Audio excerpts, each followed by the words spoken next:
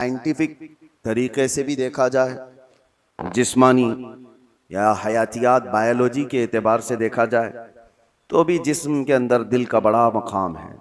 रूहानी एतबार से भी, इस्लामी नज़रिए के एतबार से भी दिल का बड़ा मकाम है। उसको रईसुल आज़ा कहा गया है। सारे आज़ा का, हमारे सारे बॉडी के पार्ट्स का बादशाह है।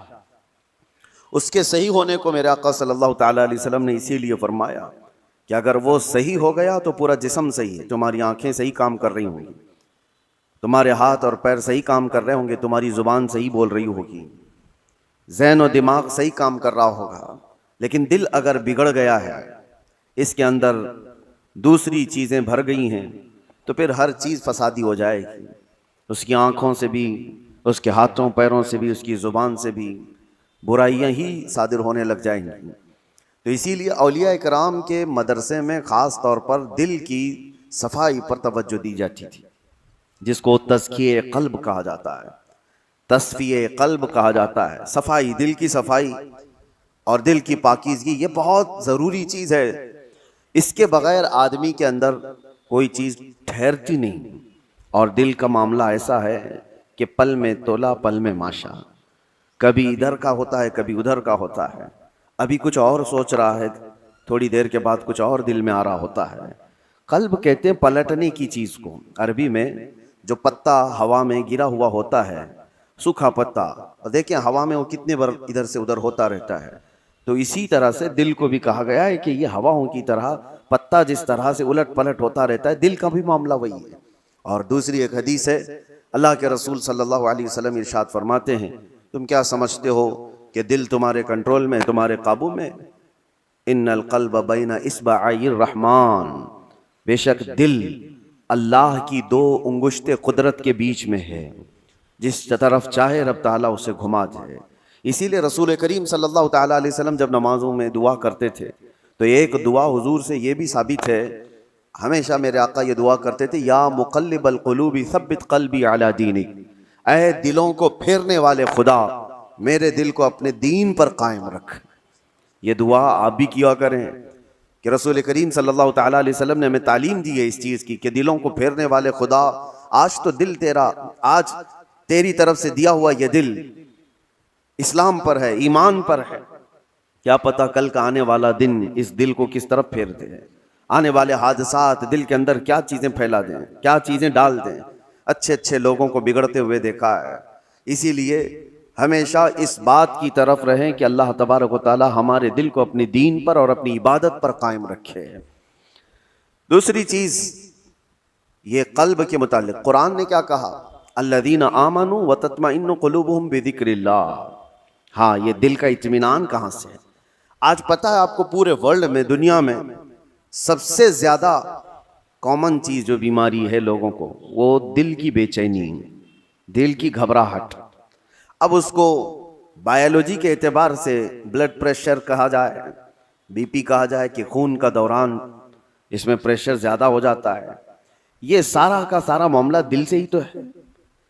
उसको साइंसी नज़रिए से देखने वाले लोग अलग अलग तरीके से समझते हैं कि दिल के अंदर चिकनाहट ज़्यादा आ गई, खून में मोटापा आ गया है, ब्लड जो है वो थोड़ा सा थिक हो गया है, जिसकी वजह से दौरान खून कम हो गया और प्रेशर बढ़ता गया और बीपी आ गया, अटैक आ गया है, फलां फलां चीज़ें। इसको बायोलॉजी के एतबार से देखने वाले। लेकिन सूफिया इकराम फरमाते हैं, जब जब गुनाह ज़्यादा होते हैं दिल के ऊपर दौरा बढ़ जाता है, दिल की बेचैनी और घबराहट बढ़ जाती है।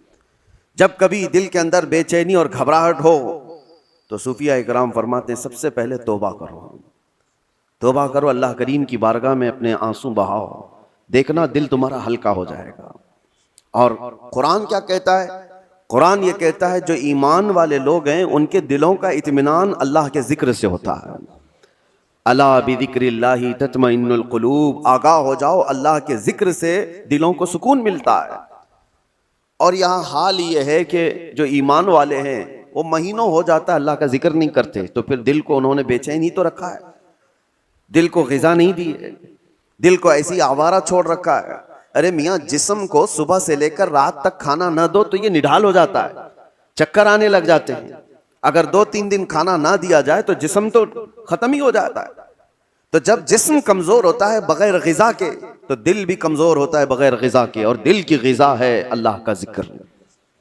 अल्लाह का जिक्र जब जब हो तो ये दिल को पावरफुल बनाता है, दिल के अंदर मजबूती आती है। 2 चीजें खास कर लें अपनी जिंदगी में, एक इस्तिग़फ़ार कसरत से, अस्तग़फ़िरुल्लाह रब्बी मिन कुल्लि ज़ंबि व अतूबु इलैह, बैठते उठते जिस वक्त भी हो इस्तिग़फ़ार कसरत से करो कि तौबा करना है। न जाने हमारी आंखें अभी क्या करके आई हैं, पता नहीं हमारे हाथों ने क्या कर दिया, हमारी जुबान ने क्या किया। दिन भर की खताएं ये बढ़ती बढ़ती चली जाती हैं। और एक हदीस ये भी है कि जब इंसान पैदा होता है ना तो उसका दिल बिल्कुल साफ शफाफ आईने की तरह होता है, साफ शफाफ होता है आईने की तरह। जब वो गुनाह करता है तो एक काला धब्बा उसके दिल पर लगा दिया जाता है, एक धब्बा। फिर दूसरा गुनाह करता है, दूसरा धब्बा, तीसरा गुनाह करता है, तीसरा धब्बा।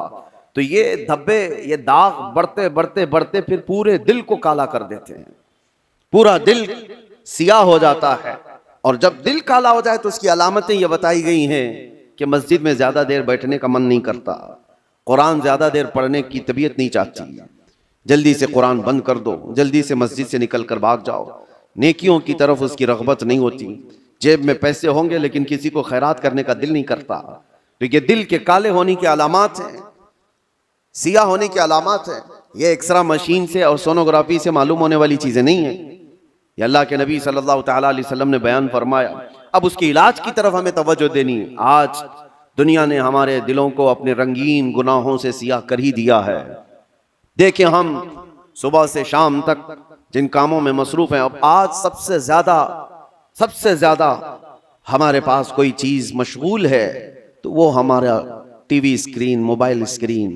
न जाने वो किन किन चीजों को दिखाते हुए हमारी आंखों को खरीद जाते हैं, कंट्रोल भी नहीं रह पाता। इसीलिए दिल पर बोझ बढ़ता जा रहा है।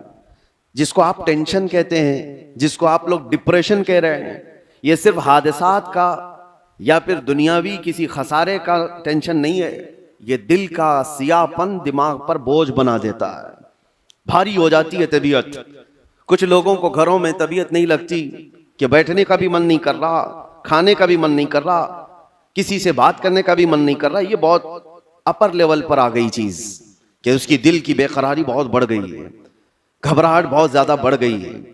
इसीलिए हम सूफिया इकराम को देखते हैं, जब जब कभी किसी के दिल की बेचैनी बढ़ जाती, घबराहट बढ़ जाती, तो वो किसी अल्लाह वाले की बारगाह में चले जाते थे, सूफिया इकराम की बारगाह में चले जाते, आस्थानों पर चले जाते, अल्लाह का जिक्र करते, फिर वो अपने दिल की पाकीज़गी लेकर के वापस लौटते हैं। वजह क्या है? अब मैं इलाज की तरफ आता हूं कि दिल को पाक करना है तो क्या चीज चाहिए। कई इलाज है, उसमें सबसे पहला तो जिक्र इलाही। अल्लाह के रसूल सल्लल्लाहु तआला अलैहि वसल्लम ने जो फरमाया उसको भी मैं आपके सामने रखता हूं। पहले हम चल रहे हैं कि इस्लाम में हर चीज के पाक करने का तरीका बताया गया। कपड़े पर अगर नजासत लग गई तो पाक करने का तरीका है। नजासत, पेशाब, पाखाना, किसी भी चीज की गलाजत लगी हो तो उसको पाक करने धुलने का तरीका है। कपड़े को 3 बार धो, 3 बार निचोड़ो, अच्छे से सुखाओ, कपड़ा पाक हो जाए। बर्तन में नजासत लग जाए तो उसके पाक करने का तरीका है। अगर पानी की बाल्टी में कोई नजासत गिर गई, उसको पाक करने का भी तरीका है। फिक़ह में सबके कुएं में नजासत गिर गई, कुआं था उसमें चूहा गिर गया, बिल्ली गिर गई, बकरी, कुत्ता, जो भी जिस साइज का है उसके सबके मसले मौजूद हैं। कितने डोल पानी निकालने पर यह पानी पाक हो जाएगा। जमीन के पाक करने का भी तरीका है। जमीन पर अगर नजासत लगी, मिसाल के तौर पर किसी जानवर ने लीद कर दिया, गोबर कर दिया, अब नजासत तो लगी है, उसको पाक कैसे किया जाए? तो फिक़ह का कानून है कि जोर बारिश हो जाए या आप तेजी से उस पर पानी बहाओ और फिर तेज धूप पड़ जाए, जमीन सूख गई तो वो जमीन पाक हो गई, क्योंकि अब उसको निचोड़ा नहीं जा सकता। जमीन तो जहां है वही। तो उसका कानून ये है कि तेज बारिश हो गई और तेज धूप पड़ गई, सूख गई जमीन, तो पाक हो गई। बारिश नहीं है तो तेज पानी मार दिया और उसके बाद धूप लगना जरूरी है, तेज धूप उसको लगी हो तो जमीन पाक हो गई। तो ये नजासतों से पाक करने के तरीके। अब आइए मैं आपको बताता हूं। दिल पर नजासत लगी हो, ये कैसे पाक किया जाए? गुनाहों के धब्बे लगे हों, इसमें न जाने लालच, गीबत, कीना, बुग़्ज़, अदावत, न जाने क्या क्या चीजें भर गई हों, ये नजासत पाक करने का तरीका क्या है? मौलाना जलालुद्दीन रूमी मसनवी शरीफ के मुसन्निफ फरमाते हैं, दिल को पाक करने का तरीका वैसी ही है जैसे जमीन को पाक करने का तरीका है। जमीन को पाक करने के लिए तेज बारिश का हो जाना और तेज धूप का पड़ जाना काफी होता है कि जमीन पाक हो जाती है। दिल को पाक करने के लिए जिक्र इलाही की बारिश होना चाहिए और किसी शेख कामिल की तेज निगाह पड़नी चाहिए, दिल पाक हो जाता है। जिक्र इलाही की बारिश हो तो पानी की तरह इसको धुल देता है और उसके बाद किसी शेख कामिल अल्लाह वाले की नजर उस पर पड़े तो फिर उसका दिल इसी तरह से सूख करके पाक हो जाता है जैसे जमीन पाक हो गई। आज हमारे लिए यही तो मसला है कि हम अपना वक्त अपने दिल की पाकीज़गी के लिए नहीं निकाल पाते, हमारे पास ये वक्त ही नहीं रह गया। हाँ, अगर जिस्म के अंदर कोई बीमारी आ गई तो फिर भागेंगे दौड़ेंगे डॉक्टर्स के पास, इलाज कराएंगे। मेरे अजीजों, ये बेचैनी और बेकरारी और घबराहट का इलाज उनके पास भी नहीं है।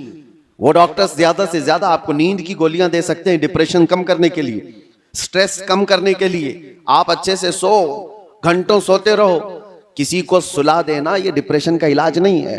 और कुछ तो डॉक्टर्स के पास जाकर डिप्रेशन का इलाज गोलियों से लेकर के आ गए और कुछ अपने हाथों इलाज करने के लिए सिगरेट पीने लग गए, अपने हाथों इलाज करने के लिए वो बीड़ी गुटखा खाने लग गए। उनको ये लगता है कि जैसे ही डिप्रेशन होगा, टेंशन होगा, सिगरेट फूंकूंगा तो टेंशन फ्री। उससे 2 कदम आगे बढ़कर कुछ लोग शराब की तरफ चले गए, उससे आगे कदम बढ़कर के चरस, अफयून, गांजा इस पर चले गए। इन सब से पूछो तो एक ही जवाब देते हैं, टेंशन फ्री हो जाते हैं ये लेकर के। सिगरेट वाला भी, शराब वाला भी, चरस गांजे वाला भी, उसको ये लगता है कि ये लेने के बाद ऐसा लगता है मैं हवाओं में उड़ रहा हूं। उसके बाद नशा उतरने के बाद फिर क्या होता है? ये तो उस तरह से है खुजली की बीमारी, जब तक खुजाते रहो अच्छा लगे, हाथ छोड़ दो तो फिर जलन शुरू हो जाए, चमड़ी छिल जाए।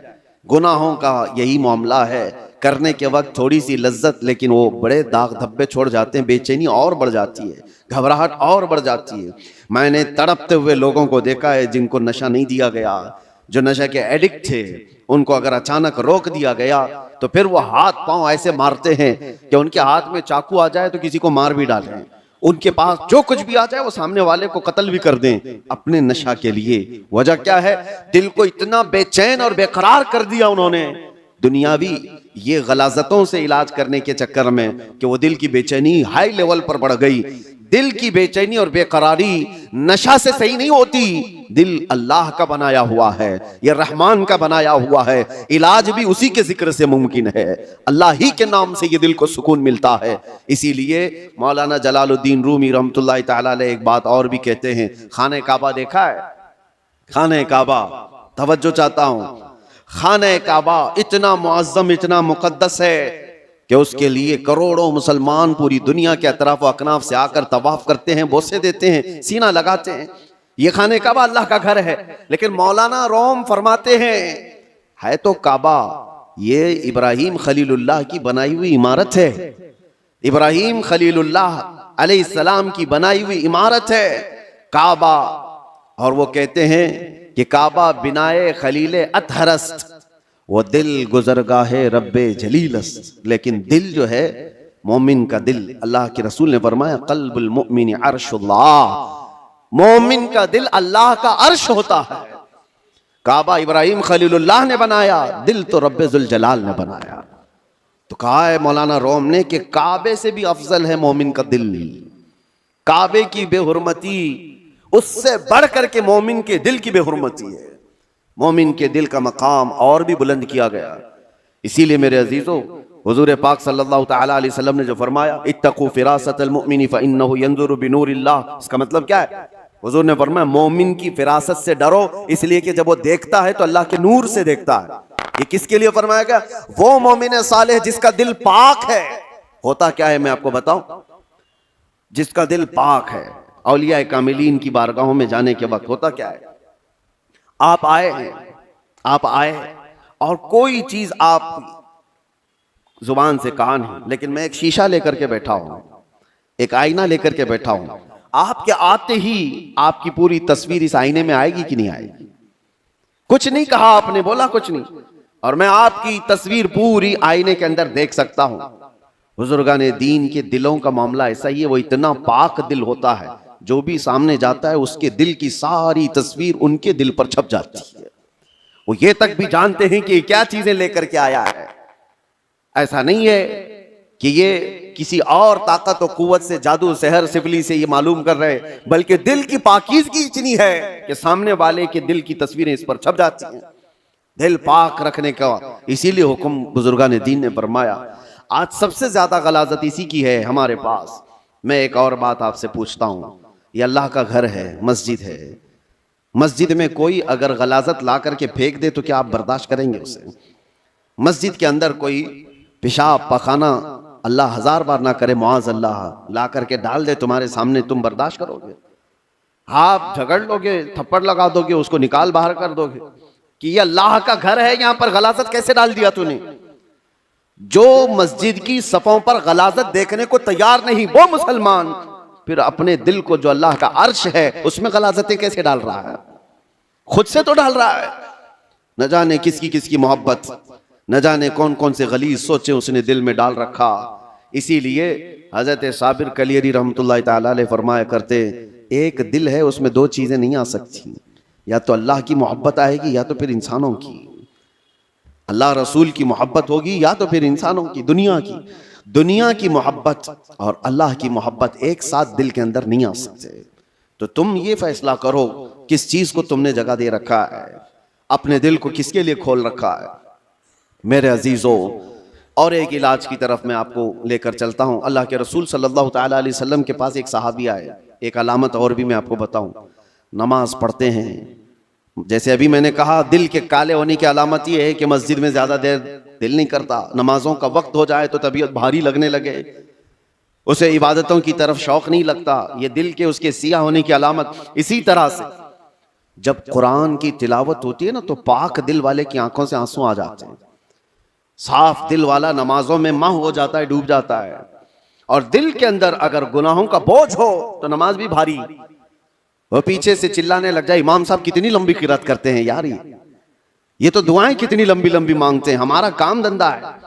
तुम्हारा दिल का बोझ है जो तुम 3 घंटे 4 घंटे मैच देखने पर ये नहीं कहते कि कितना लंबा चल रहा है, फिल्में देखने पर कभी ये नहीं कहते, लेकिन मस्जिद में 10 मिनट से ज्यादा की अगर जमात हो जाए तो ये बेचैनी और बेकरारी क्यों बढ़ जाती है? आपको पता है वो सहाबा इकराम जब नमाज पढ़ाते थे, हजरत मुआज इब्न जबल फजर की नमाज में उन्होंने पूरे सूरे बकरा पढ़ा दी थी। सूरे बकरा 2.5 पारे की है, आप 2.5 सफा नहीं सुन पाओगे, 2.5 पारे तकरीबन उन्होंने पूरे फजर की नमाज में पढ़ा दी। वो सहाबा माँ होते थे सुनने में। अब जिस बात के लिए मैं ये कह रहा हूं, नमाजों में अगर बेचैनी और बेकरारी बढ़ गई है तो क्या करना चाहिए? एक सहाबी आए थे हुजूर की बारगाह में, यूं कहा, या रसूल अल्लाह सल्लल्लाहु अलैहि वसल्लम, दूसरे लोग सब जो आपके पीछे नमाज पढ़ते हैं तो रोते हैं, गिड़गिड़ाते हैं, अल्लाह को याद करते हैं, मुझे रोना नहीं आता, कुरान पढ़ने पर मुझे अश्क नहीं आते। हुजूर पाक सल्लल्लाहु अलैहि वसल्लम ने फरमाया, तुम्हारा दिल सख्त हो गया है। यह फरमाया, तुम्हारा दिल सख्त हो गया है, उसको नरम करो। कहा क्या करूं? क्या इलाज मेरे आका ने बयान किया। वजीफे तो करते ही रहते हैं। हुजूर पाक सल्लल्लाहु ताला अलैहि वसल्लम फरमाते हैं, जाओ किसी यतीम बच्चे के सर पर हाथ फेरो, अल्लाह दिल नरम कर देगा। एक इलाज ये भी मेरे आका ने फरमाया, यतीमों के लिए दिल में अपने एहसास पैदा करो, दिल नरम हो जाएगा। आज सच बताता हूं मेरे अजीजों, ढूंढो हजारों ऐसे गुरबा और मसाकीन जिनकी आंखों को पोंछने वाला कोई नहीं, जिनकी ठंडी और गर्मियों के सिलसिले में कोई देखने वाला नहीं। उन बच्चों के लिए अगर एहसास भी दिल के अंदर हो, एक आंसू का कतरा भी निकले तो तुम्हारा दिल नरम हो जाएगा। आपको पता है, जब कभी मैं उन फिलिस्तीन के बच्चों को देखता हूं, रमजान आए, ईद आए तो अपने वालिदैन की कब्रों पर जाकर बैठ जाते हैं, और कोई बच्चा अपने बाप को पुकार रहा होता है कि बाबा मुझे सुन रहे हो, आज ईद का दिन है, कोई कपड़े पहनाने वाला नहीं। तो ये जमाने रसूल याद आता है। ये वो यतीम है कि अगर मेरे आका के जमाने में पुकारे होते तो मेरे आका कंधों पर बिठा लेते थे। आज उम्मत पर कुछ एहसास नहीं होता। उनकी चीखें, उनकी पुकार को सुन करके सब हम अपने अपने आयश में मसरूफ रहते हैं। अपने दिल के अंदर एहसास पैदा करो, दिल नरम हो जाएगा। और हम तो झिड़कियां दे करके लोगों के तलाशी में लग जाते हैं, इसका तो धंधा है मांगने का, इसका तो धंधा है कमाने का, ये गरीब नहीं है, ये ऐसा है वैसा है, सारी पंचायत में तो लगे रहते हैं। क्या कोई यतीम मिलता ही नहीं, कोई मिस्कीन मिलता ही नहीं जिसके सर पर हम हाथ रखें? मेरे अजीजों, आज के दौर में भी बहुत है इस तरह के कुछ गैरतमंद लोग वो हैं जो जिंदगी पर सवाल नहीं करते। कल की बात मैं बताऊं, कल ही की बात, मेरे पास एक खातून का ऐसा मसला आया जिसके 3 बच्चे माजूर हैं। एक 14 साल का, दूसरा 12 साल का, तीसरा 9 साल का। तीनों बिस्तर पर, हाथ पांव मुड़े हुए, सर झुका हुआ, न बोल सकता है न हाथ उठा सकता है, पेशाब पखाना सब बिस्तर पे, और शोहर का इंतकाल हो चुका। 3 बच्चों को पालने के लिए वो खातून कहती है मेरे पास 1 घंटे की भी फुर्सत नहीं होती। उसको खिलाकर फारिग हो जाऊं तो इसका होता है, इसको खिलाकर फारिग हो जाऊं तो इसका होता है, इसका पेशाब साफ करूं तो इसका होता है, इसका पेशाब साफ करूं तो इसका होता है। मैं न जॉब कर सकती हूं, न कमाने के लिए जा सकती हूँ। मुझे ये बताएं कि ये 3 बच्चों को जिस तरह से पालना है। और आखिर में उस खातून ने जो बात कही मेरे दिल पर लगी। मैंने कहा घबराहट और बेचैनी में कुफ्र तो नहीं करती हूँ कि मेरे घर में ऐसा क्यों हो गया? कहती है नहीं मौलाना, कभी आज तक मेरे दिल में ख्याल भी नहीं आया। मैं तो शुक्र करती हूँ कि अल्लाह तबारक व तआला न होने से कुछ दिया तो है, और मुझे इसी खिदमत के लिए दुनिया में पैदा किया गया होगा, मैं ये सोचती हूँ। और आज इन बच्चों का चलना फिरना मैं नहीं देख सकती, आखिरत में अल्लाह इसका अजर तो देगा। कहा ये सालिहीन लोग हैं, इन लोगों की मदद कोई करने को आगे इसलिए नहीं बढ़ता कि वो गैरतमंद लोग हैं, किसी से पूछते नहीं हैं, मांगते नहीं हैं। लेकिन आस पड़ोस में लोगों को एहसास तो होता है कि ऐसे घर मौजूद हैं कि उन तक हम क्यों नहीं पहुंचते। ये दिलों की सख्तियां हैं मेरे अजीजों। दिल जब सख्त हो जाता है तो उसे आसपास का कुछ नजर नहीं आता। आप ढूंढो, ये शाबानुल मुअज्जम का महीना है, कसरत से इबादत की तरफ बढ़ाने वाला महीना है, रमजान के इंतजार वाला महीना है, और इसमें जो बीज बोगे तौबा इस्तिग़फ़ार के, वो रमजान में उसके फल देखने को मिलेंगे। अभी से इसकी तैयारियां करो कि दिल पाक हो जाए, दिल नरम हो जाए, जिक्र इलाही से अपने हर रात को सजाओ, हर रात को। और जिसका दिल बीमार हुआ, कुरान तो ये कहता है तुम क़सत क़ुलूबुहुम मिन बअदि ज़ालिका फ़हिय कल हिजारति औ अशद्दु क़स्वा, कि बनी इसराइल के बारे में कुरान में अल्लाह फरमाता है उनके दिल इतने सख्त हो गए जैसे पत्थरों की तरह। पत्थरों की तरह इंसानों के दिल कभी कभार पत्थर से ज्यादा सख्त होते हैं। व इन्न मिनल हिजारति लमा यतफज्जरु मिनहुल अनहार व इन्न मिनहा लमा यशक्ककु फयखरुजु मिनहुल मा व इन्न मिनहा लमा यहबितु मिन खशियतिल्लाह। अल्लाह फरमाता है पत्थर तो ऐसे हैं कि कभी कभार उनमें से पानी तो निकल जाता है, पत्थर तो ऐसे हैं कि उनमें से नहरें निकलती हैं। आप नहीं देखते पहाड़ों से जो फाल्स, जो आबशार गिरते हैं, ये क्या है? अल्लाह फरमाता है ये खौफे खुदा से पत्थर रोता है तो पानी निकलता है, ये पत्थरों का रोना है। व इन्न मिनहा लमा यहबितु मिन खशियतिल्लाह। अल्लाह फरमाता है कभी कभार ये चट्टानें खसक करके जो गिर जाती हैं, आप देखते हैं लैंडस्लाइडिंग कहा जाता है इसको, या फिर चट्टानें खसक करके गिर जाती हैं। कुरान तो कहता है ये खौफे खुदा से हिल जाते हैं पत्थर, तो पहाड़ों से गिर जाते हैं। और इंसान का दिल ऐसा है कि पत्थरों से ज्यादा सख्त हो जाता है, ना इसके आंसू आए ना इसका जिस्म हरकत में आया। ये कुरान की बात कह रहा हूं। तो जब इतना सख्त हो जाता है दिल, तो ये भी कहा गया कि इंसान का हाई लेवल का जब सख्त दिल हो जाता है तो वो अपनी माँ और बेटी में और बीवी में फर्क करना भूल जाता है, वो आम औरत में अपने रिश्तों में फर्क करना भूल जाता है, हलाल और हराम की तमीज उससे निकल जाती है, और उसको नमाज और गैर नमाज के औकात में कोई फर्क नहीं लगता। यहाँ तक कि बढ़ते बढ़ते इस्लाम और कुफ्र के बीच की दीवार को भी वो खत्म कर जाता है। दिल की सख्ती आदमी को, वो दिलों की सख्तियां ही तो थी जो मक्का वाले अपनी पैदा हुई बच्चियों का गला मरोड़ कर जिंदा दफन कर देते थे। वो दिलों की सख्तियां ही तो थी कि वो अपनी माँ और बहनों को बाजारों में ला करके बेच देते थे। वो दिलों की सख्तियां ही तो थी कि काफिले के काफिले लूट करके उनको मार दिया करते थे। दिल जब सख्त होता है तो आदमी ये तमाम गुनाहों की तरफ जाता है। जितने भी क्राइम बढ़ते हैं, मैंने देखा है कुछ लोग क्रिमिनल वो इस तरह से सामने वाले को कत्ल कर देते, मर्डर कर देते हैं। ये दिलों की सख्तियां हैं। और दिल नरम हो तो चूंटी को भी हाथ लगाने से डरते रहते हैं। आपके अंदर अगर दिल नरम है तो आप जानवर को भी मारने से कतराते हैं नहीं। और दिल सख्त हो जाए तो फिर उसके सामने कोई तमीज नहीं होती। इसलिए सबसे पहले दिल का इलाज करें। अपने दिलों का इलाज अल्लाह के जिक्र से है, कसरत से अल्लाह का जिक्र करें। या अल्लाह या रहमान या रहीम दिल मारा कुन मुस्तकीम। हमारे बुजुर्गान दीन जब बैत करते थे तो सबसे पहले ये पढ़ाते थे, ऐ अल्लाह ऐ रहमान ऐ रहीम दिल मारा कुन मुस्तकीम, मेरे दिल को, हमारे दिल को इस्तिकामत अता फरमा दे, हमारे दिल को सिराते मुस्तकीम अता कर दे, घबराहट और बेचैनी से आजाद करा दे। तो ये सबसे पहले बैत करने के वक्त भी पीरो मुर्शिद पढ़ाते थे। इसीलिए कसरत से पढ़ो, या अल्लाह हो या रहमान या रहीम, या अल्लाह हो या रहमान या रहीम दिल मारा कुन मुस्तकीम बिहक़्क़ि इय्याका नअबुदु व इय्याका नस्तईन।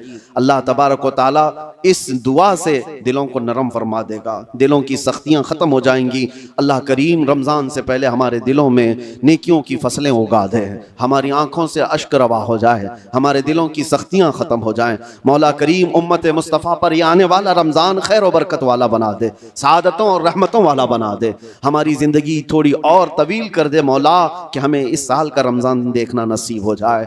ए कदीर व जब्बार खुदा, इस शाबानुल मुअज़्ज़म के अखीर में हम सब की बख्शिश का ऐलान फरमा दे। व आखिर दावाना अनिल हम्दुलिल्लाहि रब्बिल आलमीन। अस्सलामु अलैकुम।